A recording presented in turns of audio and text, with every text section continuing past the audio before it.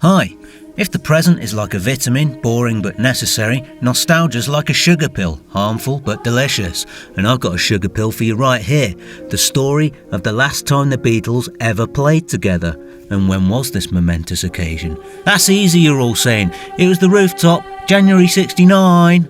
But no, that was the last public performance. They still played together in the studio. So now some of you are shouting, it was the I'm Me Mine session, January 1970. But no. John wasn't there. I want to know the last time the four Beatles ever played a song together. Aren't you curious? Yeah, thought so. So come, let us escape the horror of the now and journey to the past. Come on, do the... Thank you. Thanks for that, you made me look a right We're here. We've arrived in the past, and the year 2019. Yeah, it's a crap time machine, all right? Give me a break. I'm on a budget. Oh, the heady days of 2019. The Hong Kong protests, interest rates on repurchase agreements, and the 50th anniversary reissue of Abbey Road. See, I brought it round. In the way of these things, it was an expanded box set full of demos, orchestral tracks and unused takes. Abbey Road was made in the face of rising tensions and the almost complete mental detachment of John Lennon, who was so desperate to avoid having to record Maxwell's Silver Hammer that he crashed his car. A bold yet successful gambit that left him bleeding in a ditch out of harm's way. Abbey Road is widely considered to be the last album the Beatles ever made, so the question is, what was the last song they taped for it? And the answer is, Because. But the basic run-throughs for that song didn't include George, but the last song but one was Polythene Pam / She Came In Through the Bathroom Window. Polythene Pam was first demoed for the White Album, but not used, in an acoustic version with embryonic words and chords. Well, look me little upset, but she's a nice lass of bed, that you can say she was a track and rebuilt. Bathroom Window was tried out in the Get Back sessions earlier that year, but in an equally embryonic, lethargic style.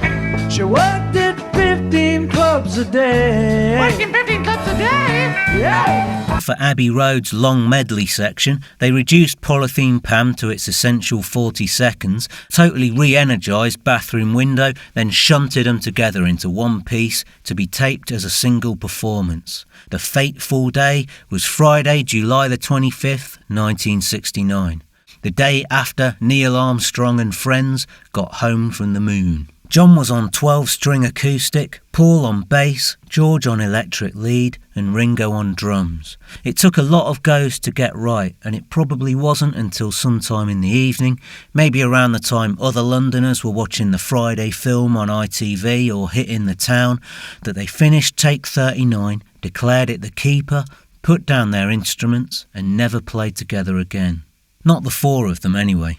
There'd be a few more overdub and mix sessions, a bit more recording in trios and duos, and then a lot of lawsuits. In a moment that passed unnoticed and unremarked in the studio, the Beatles ended as a performing unit. Still, you might think, it's pretty cool that when we listen to Abbey Road and we hear that track, we're hearing the last time the Beatles ever played together, preserved on an album. And you're right, that would be pretty cool.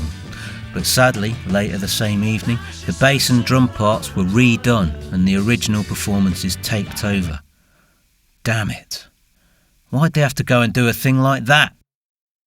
On Abbey Road, the Beatles recorded on 8-track, which is nothing by today's standards but double what they'd been used to at EMI.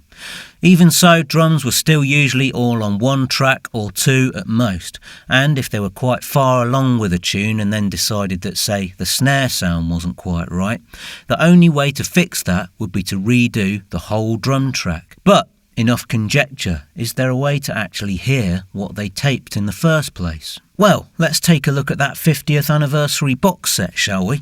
And you might say, Si, was it strictly necessary to travel back in time to do that? Couldn't you have just used Spotify? And I'd just say, yeah, it just made it more interesting, all right?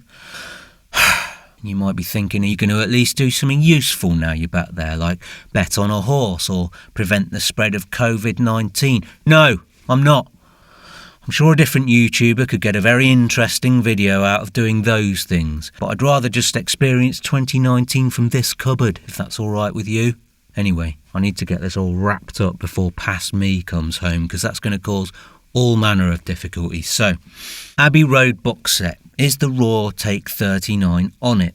No, but it does have Take 27, which should give us a good idea of how Take 39 sounded in its raw state and maybe tell us why they felt the need to interfere with themselves in such a historically galling fashion. So, as far as bass is concerned, the difference is obvious. Within a few hours of initial taping, McCartney totally revamped his bathroom window bass line, adding this great walking melodic aspect.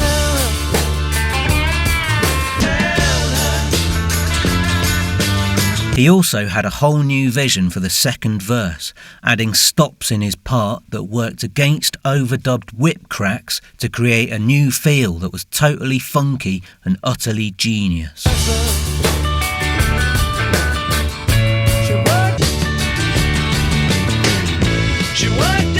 With the drums, the thinking is less obvious. The only clear musical change is after the line, "Tuesday is on the phone to me," where a stop that was on the beat has been changed to a syncopated one. In fact, listen to the final version again and you can still hear Lennon's old acoustic track falling in the gap. The other reason seems to have been mix related. Take 27 shows that they initially taped with quite a chunky snare sound.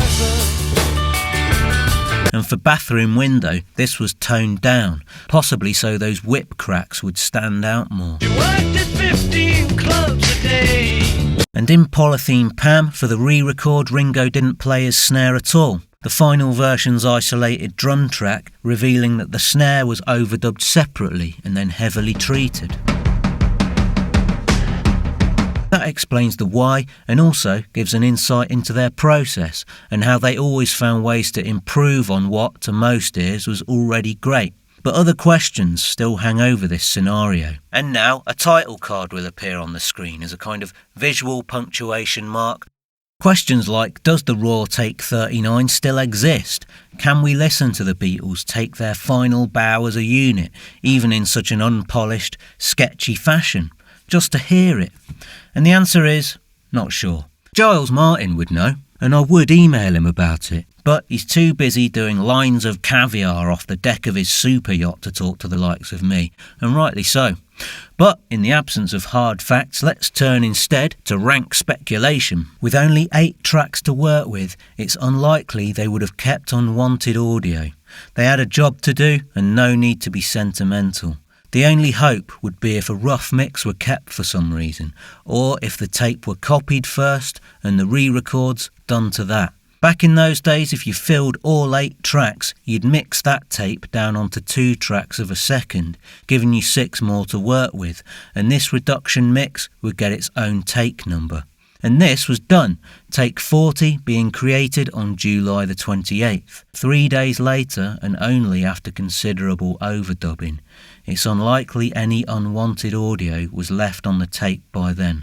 The most likely scenario is Paul recorded his new bass directly over his old one, Ringo recorded his new drums along to his old ones to keep time, and then the old ones were wiped. The last remnants of the last ever Beatles performance can only be said with certainty to exist in Lennon's acoustic guitar, the one element of that basic take that we know wasn't redone,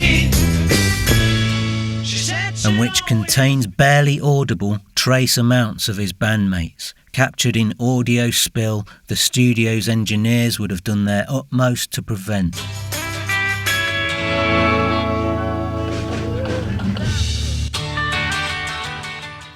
"26 days later, the 4 of them were together in EMI Studios for the last time. 2 days after that, on August 22nd, 1969, 7 years to the day since their first photo with Ringo, the last photo of the Beatles was taken. The 4 of them would never be together again. On April 10th, 1970, when Paul announced they'd split, Apple Records released its final press statement. Spring is here and Leeds play Chelsea tomorrow, and Ringo and John and George and Paul are alive and well and full of hope. The world is still spinning, and so are we, and so are you. When the spinning stops, that will be the time to worry.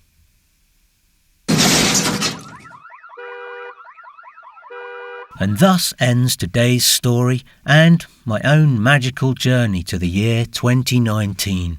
I really do need to get back now though, before... Uh-oh. Don't come in! Time paradox!